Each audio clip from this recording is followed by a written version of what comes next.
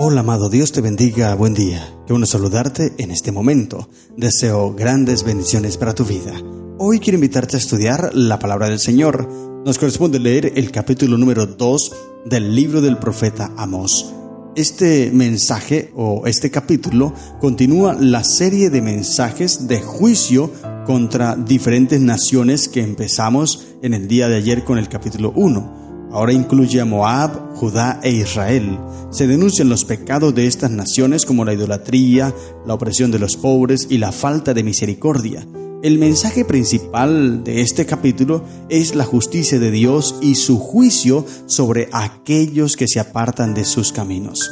La aplicación de este pasaje puede ser recordar la importancia de la justicia, la compasión y la fidelidad a Dios en nuestras vidas. Nos desafía el profeta Amós a través del capítulo 2 a examinar nuestras acciones y a corregir aquello que se aparta de los principios de Dios. También nos invita a buscar la reconciliación con Dios y a vivir en armonía con su voluntad. Podemos sacar una reflexión aquí en Amós, y es que debemos considerar la seriedad de actos y la importancia de vivir de acuerdo con los valores del reino de Dios.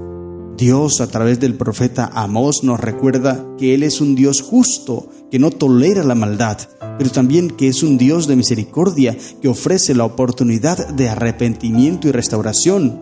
Nos desafía a buscar la justicia y la compasión y la fidelidad en todas nuestras acciones, sabiendo que Él es un Dios que juzga con equidad. Interesante todo esto. Y por eso prestemos atención a los mensajes de Dios, para que podamos recibirlos, para que podamos obedecer su palabra y de esta manera estar seguros en Cristo Jesús. Todo eso es lo que Dios quiere para nosotros. Recuerda que el propósito principal de la Biblia es resaltar, destacar el amor, la misericordia grandes de Dios. Por eso leamos el capítulo entonces, para que encontremos las reflexiones que Dios quiere que nosotros encontremos. Dice la Biblia, Amós 2, así ha dicho Jehová, por 3 pecados de Moab y por el 4 no revocaré su castigo, porque quemó los huesos del rey de Edom hasta calcinarlos. Ahora continúa con este hermano de Amón. Recuerda, como mencioné ayer, Lot tuvo 2 hijos con sus hijas. Interesante esto y terrible, un incesto allí.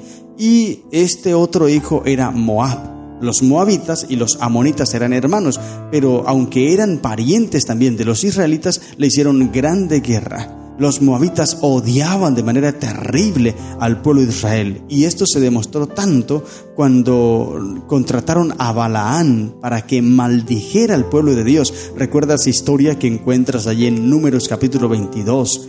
Y en 2 de Crónicas 20:22 hay algo también interesante acerca de la forma en cómo este pueblo actuaba. Pero contrataron a un profeta genuino. Esto ya lo estudiamos cuando llegamos allí al libro de Números. Por eso, si quieres devolverte al capítulo 22, encontrarás esas reflexiones poderosas que hay allí también. Balaán, un profeta genuino, un profeta verdadero de Dios, pero que utilizó ese don que Dios le dio de la profecía con fines de misterio, es decir, se convirtió en un brujo, se convirtió en un hechicero para ganar bienes materiales, pervirtió el don de Dios por la ganancia de bienes materiales. Terrible todo esto. Y luego de ser un profeta verdadero de Dios, ahora se convierte en un enemigo, porque viene a tratar de maldecir al pueblo de Dios. Balac, este rey de Moab, le paga para que vaya y maldiga al pueblo de Dios. Esa historia es tremenda, terrible. Por eso ahora Moab recibe también los juicios, porque ellos se apartaron de Dios, aunque escuchaban los mensajes, pero no querían recibirlos. Prenderé fuego en Moab, dice el versículo 2, y consumirá los palacios de Keriob, y morirá Moab con tumulto, con estrépito y con sonido de trompeta. Y quitaré el juez de en medio de él, y mataré con él a todos los príncipes, dice Jehová.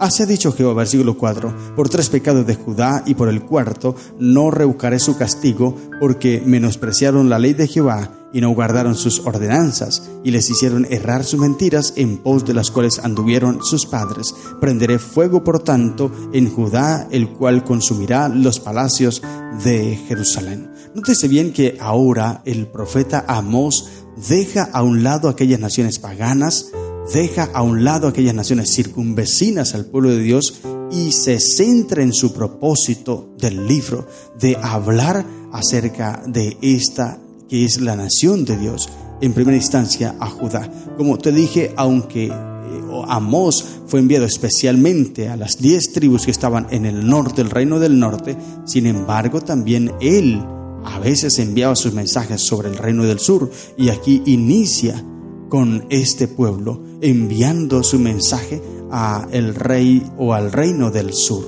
y dice que serán quemados, prenderé con fuego a Judá. Esta profecía se cumple en primera instancia con la destrucción de Jerusalén a manos de los babilonios que estaban siendo encabezados por Nabucodonosor. En el año 586 es destruida la nación de Jerusalén, cae Jerusalén, destruye por completo y es prendida a fuego. Esto lo encuentras allá en el segundo libro de Reyes, capítulo 25, Jeremías 17 y Oseas en capítulo 8 también pudimos ver esto. Pero fueron destruidos y fueron prendidos a fuego. También en la segunda instancia, en el año 70 después de Cristo, Jerusalén fue de nuevo incendiada cuando la tomaron los soldados romanos comandados por Tito.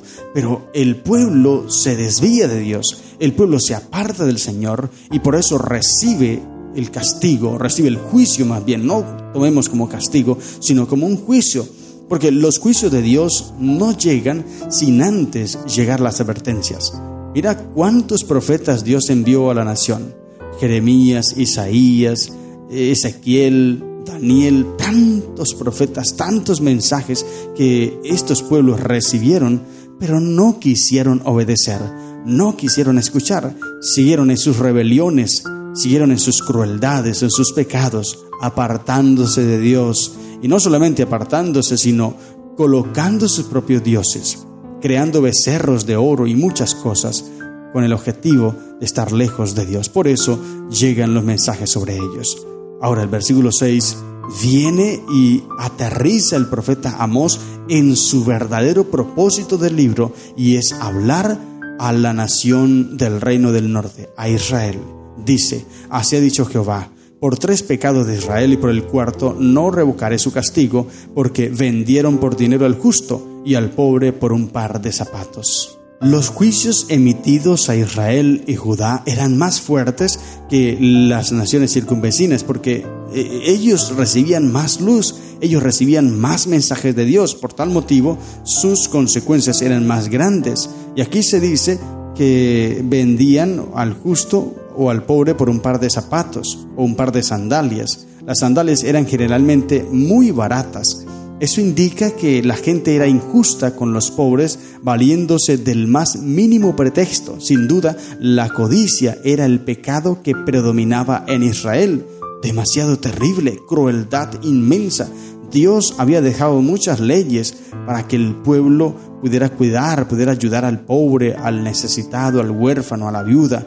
Pero ellos terminaron saqueando aún incluso lo que poco tenían estas personas, las saquearon, se las terminaron quitando, robando y destruyendo a estas pobres personas indefensas. Por eso Dios, como no tolera esto, y Él siente aprecio por los más humildes, entonces estos hombres malos y perversos de la nación condenaron, o no condenaron, sino destruyeron a esos más humildes.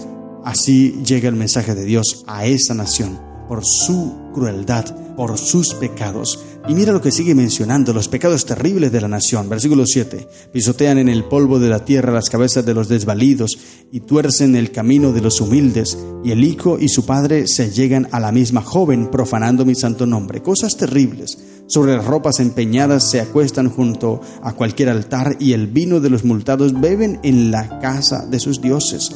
Y yo destruí delante de ellos al amorreo, cuya altura era como la altura de los cedros y fuerte como una encina, y destruí su fruto arriba y sus raíces abajo. Y a vosotros os hice subir de la tierra de Egipto, y os conduje por el desierto 40 años, para que entraseis en posesión de la tierra del amorreo. Y levanté de vuestros hijos para profetas, y de vuestros jóvenes para que fuesen nazareos. ¿No es esto así, dice Jehová, hijos de Israel? Mas vosotros disteis de beber vino a los nazareos, y a los profetas mandasteis diciendo: no profeticéis. Pues he aquí yo os apretaré en vuestro lugar, como se aprieta el carro lleno de gavillas, y el ligero no podrá huir, y al fuerte no le ayudará su fuerza, ni el valiente librará su vida. El que maneja el arco no resistirá, ni escapará el ligero de pies, ni el que cabalga en caballo salvará su vida. El esforzado de entre los valientes huirá desnudo aquel día, dice Jehová. Terrible todo esto. Pero mira que aunque, como mencioné, es un juicio emitido o una sentencia emitida sobre el reino del norte, Israel, Samaria, las 10 tribus que estaban allí, aunque habían hombres fuertes, capacitados para el arco y todo esto para la batalla, cuando llegaran los juicios de Dios, ellos no podrían hacer nada, porque ya estarían condenados. Así igualmente pasará en el tiempo final. Habrán muchas personas poderosas, fuertes, con muchas estrategias de guerra y todo lo demás, pero cuando lleguen los juicios de Dios sobre ellos, no podrán hacer nada para escapar. Nadie, escucha bien, querido hermano, querido amigo, nadie podrá escapar de los juicios de Dios. Por eso, la única forma para poder ser librado es habitar bajo el abrigo del Altísimo, morar bajo la sombra del Omnipotente. Es la única forma en que nosotros podamos ser librados de esos juicios, porque es Dios quien lo puede hacer. Él es el único que nos puede librar, Él es el único que nos puede ayudar. Y si nosotros le damos la espalda hoy, si nosotros nos alejamos de Él hoy, eso fue lo que hizo la nación de Israel. Mira, tenían a Dios allí, los protegía, los guiaba, los guardaba, y mira que Él les contó, o les recordó más bien, porque ellos sabían, les recordó todo lo que hizo por ellos, de dónde los sacó, cómo los ayudó, cómo los condujo por el desierto, y aún así ellos decidieron apartarse. Ahora, como se apartaron, pues Él se apartó de ellos, y cuando Dios se aparta de la vida de una persona, esa persona, ¿qué tiene para defenderse? Dime, ¿qué tiene para defenderse? ¿Qué puede hacer? Nada. Está totalmente indefenso. Satanás viene y lo destruye de manera fácil, ligera, rápida, porque no tiene protección. Por eso debemos hoy buscar el auxilio, la protección de Dios, y la podemos encontrar cuando nosotros obedecemos su palabra, cuando nosotros nos sometemos a su voluntad, cuando nosotros hacemos todo lo que Él nos pide. De esa manera Dios nos podrá proteger, nos podrá dar vida abundante, vida plena, y así estar felices, gozosos, sabiendo que moramos bajo la sombra del Omnipotente y contamos con su seguridad, con su protección, con su ayuda y su fortaleza. Sométete a Cristo, entrégate a su voluntad y deja que Él conduzca tu vida. Estas son las lecciones que encontramos en el capítulo 2 del libro de Amós. Que el Señor te bendiga. ¡Feliz día!